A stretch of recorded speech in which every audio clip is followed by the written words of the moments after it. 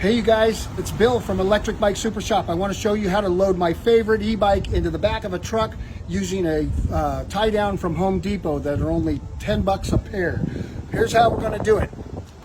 First thing you want to do is you want to line the bike up sideways along the side of your truck and use leverage. Hold both brakes to lift the front wheel up on the tailgate of the bike, on the truck, and then lift the bike from here using your front brake.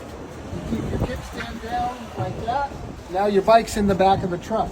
Simple to secure the bike. You just jump up to your truck, you pull the wheel up against the front there, against the tailgate, the bed of the truck, and you take your tie down and you basically put it around the handlebars right there. You pull it tight just enough to where the bike's leaning just a little bit that way. Then you bring your other tie down up like this. You bring it in and you put it on the other side of your handlebars like so, and then you pull the straps tight, just like you would a motorcycle in the back of the truck, and voila, your bike is secure, it's ready to go. The only thing left to do is wrap your tie straps so they're not flopping around.